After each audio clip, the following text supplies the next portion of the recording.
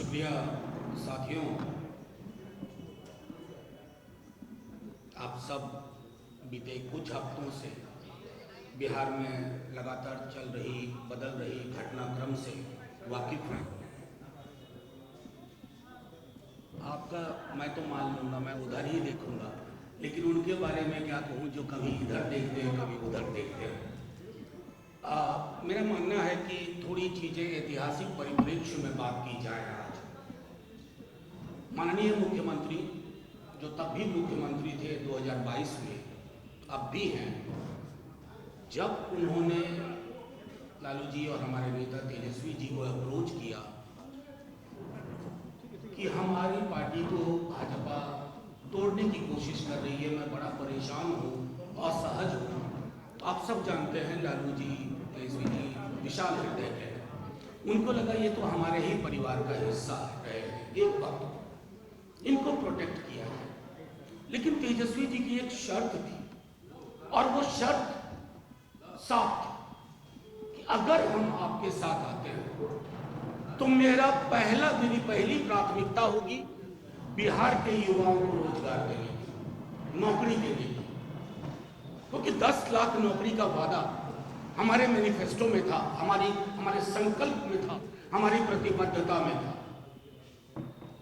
नीतीश जी, माननीय मुख्यमंत्री जी 17 बरस अलग से भी शासन किए। बिहार की चर्चा पूरे देश में, मैं आप सब जानते हैं, कई अन्य कारणों से हुआ करता था, लेकिन पहली बार बिहार की चर्चा हुई जब लाखों लोगों को नौकरियां मिली। ये उनका कमिटमेंट था। 17 महीने रहे वो, 4 लाख से ऊपर नौकरियां मिली। और आज की भी जो प्रेस कॉन्फ्रेंस है, कुछ चीजें आपके समक्ष रखना चाहता हूं। 17 बरस बनाम 17 महीने, ये आप सब जानते हैं, हम नहीं कहना चाहेंगे। बिहार का युवा किसी भी जाति का हो, किसी भी धर्म का हो, आज उसमें हताशा का माहौल है, क्योंकि उसने सपने देखने शुरू किए थे। हर गांव के एक व्यक्ति को नौकरी मिली है, 2 व्यक्ति को नौकरी मिली है, 3 व्यक्ति को नौकरी मिली है। कोई पड़ोस सूना नहीं है नौकरी के बिना। तो सरकारें बनती क्यों हैं? सरकारें मंदिर मस्जिद की साइज के लिए नहीं बनती, गुरुद्वारे के लिए नहीं बनती, रोजगार के लिए बनती है, बेहतर सड़कों के जाल के लिए बनती है। आरक्षण के प्रति जो हमारी प्रतिबद्धता थी, उसके लिए पहले जातिगत जनगणना होगी। नीतीश जी तो पहले भी मुख्यमंत्री थे, जातिगत जनगणना क्यों नहीं हुई? किसने ये आवाज उठाई थी? विधानमंडल में शिष्टमंडल के साथ कौन गया? तेजस्वी जी। खैर, उसके बाद आरक्षण का दायरा बढ़ा 65%, और लगातार मांग रही उनकी कि केंद्र ढुलमुल रवैया न अपनाए, इसे 9वीं अनुसूची में शामिल करें। बहरहाल ये केंद्र के विवेक पर, उनके संकीर्ण मानसिकता के बारे में मैं कुछ कहना नहीं चाहता। अभी 1,35,000 से ज्यादा पद सृजित कर चुके हैं, तेजस्वी जी कर चुके थे स्वास्थ्य विभाग। 1,35,000 सब कुछ हो चुका है। बस मैं माननीय मुख्यमंत्री जी से आग्रह करूंगा कि सिर्फ ये तेजस्वी का विजन था, इसलिए इसको खारिज ना करें। बिहार के युवाओं को स्मरण करें और इन 1,35,000 नौकरियों पर 2 महीने के अंदर सारी प्रक्रिया पूरी करें। चूंकि तेजस्वी का आइडिया था, अरे क्रेडिट उसको जाएगा ना, हम इतनी छोटी राजनीति में भरोसा नहीं करते, क्रेडिट लोग दे रहे हैं, क्या करें, लोगों का मुंह बंद करके। 1 लाख शिक्षकों की नियुक्तियां भी पाइपलाइन में करके वो निकले थे। 1 लाख उन पर भी आपका, उन शिक्षकों की नियुक्तियों को आपका कोई भाजन ना बनना पड़े। आप इनको पूरा करें 30 से 40 दिन के अंदर, तो एक संदेश जाएगा। लेकिन अगर आपको लगे करें तो तेजस्वी ने उसकी मिनिस्ट्री ने, उनके मंत्रिमंडल ने, उनके सहयोगियों ने ये किया था, इसको ना किया जाए। इस प्रक्रिया और इस मानसिकता से माननीय मुख्यमंत्री जी आप बाज आए। बिहार की भलाई के अलावा हमारी पार्टी का कोई एजेंडा नहीं है। मैं बार बार दोहरा रहा हूं, इन 17 महीनों में बिहार की चर्चा पॉजिटिव एजेंडे के साथ हुई। बल्कि मुख्यमंत्री जी जब कभी सदन में या कुछ बोल गए, हमने कहा ना, इससे विचलित नहीं होना, ये विचलित नहीं होना, उन्हें भी समझाया, आगे बढ़े। गृह विभाग और अन्य विभागों, मसलन सहकारिता, ग्रामीण कार्य विभाग, लोक स्वास्थ्य अभियंत्रण और अन्य विभागों में भी रिक्तियां चिन्हित कर दी गई हैं। और इन चिन्हित रिक्तियों को मैं फिर से दोहरा रहा हूं कि आप इसको सबोटाज ना करें, इस पर कुठाराघात ना करें, तो बिहार के युवाओं को सपने देखने का मौका लगेगा।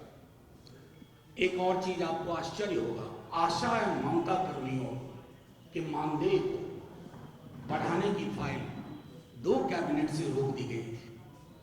मैं खुद पटना में रहकर के महसूस कर रहा था। आशा कर्मियों के डेलीगेशन तेजस्वी जी से मिल रहे, उनको भरोसा था, उनकी मानदेय बढ़ोतरी पर सब कुछ हो गया, हस्ताक्षर हो चुके हैं माननीय स्वास्थ्य मंत्री के।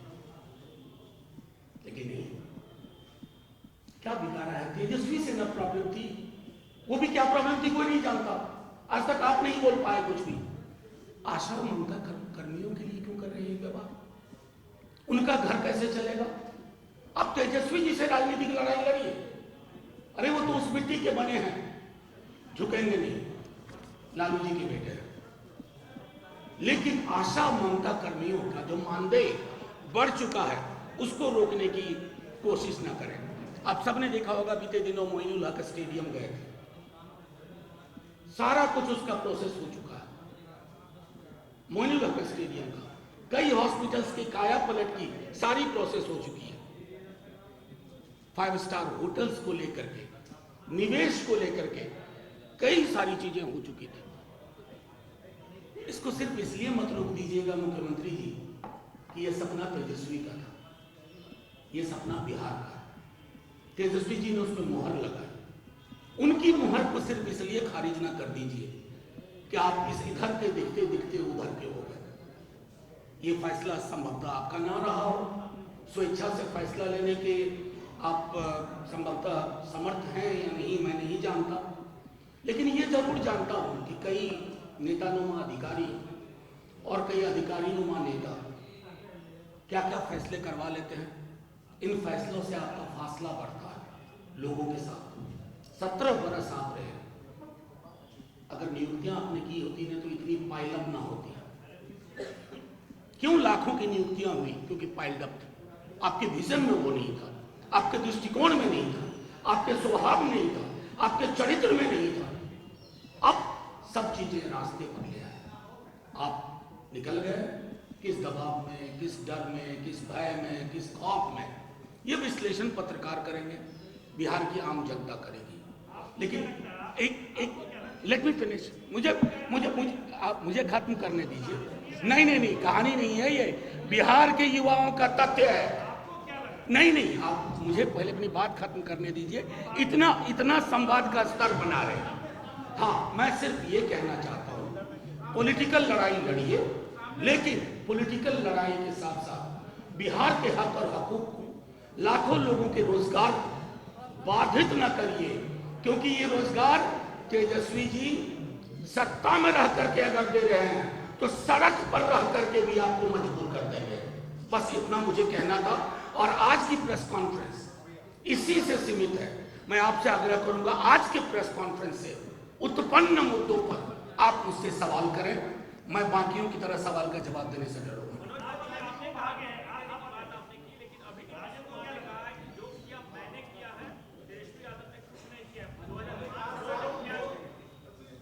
आपको मैं सिर्फ इतना बताऊं, वो तो 17 बरस से थे, अगर किया होता तो ये करने की जरूरत ही नहीं पड़ती तेजस्वी जी को। 17 बरस में कितने रोजगार दिए, 17 महीने में क्यों इतने रोजगार मिले?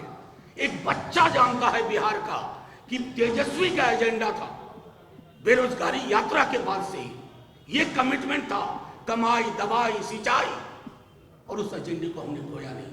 जब आप चल के आए कि हमको बचा लीजिए, प्रोटेक्ट करिए, तेजस्वी जी की पहली शर्त नौकरी, नौकरी, नौकरी, और उस शर्त को 17 महीने में जितना तेजी से पूरा कर सकते थे, और जो कुछ वो साइन करके निकले हैं, फाइल जिनकी तैयार है, जिसको कैबिनेट में नहीं लाया जा रहा, उनका जिक्र मैंने आपके समक्ष किया। मनोज जी भाजपा एक मिनट के 2005 से पहले जो कुछ भी हुआ उन्होंने याद दिलाया 2005 से पहले क्या होता था शाम के बाद बिल्कुल थैंक यू।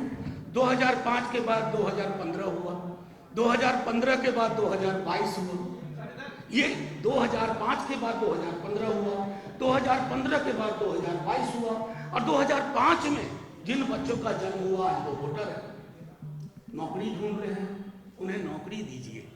इतिहास की विस्मृतियों में, गलत स्मृतियों में मत उलझाइए।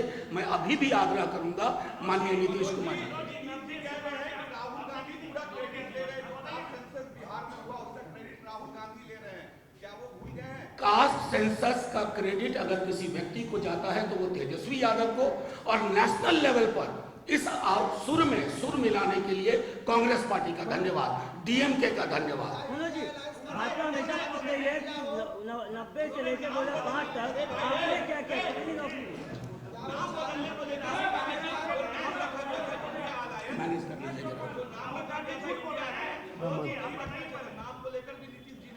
एक व्यक्ति पूछिए, एक व्यक्ति एक बार में पूछिए, नहीं पहले उनका सवाल ले लूं फिर आप तक आऊंगा, परेशान ना हो, ले लूंगा सवाल।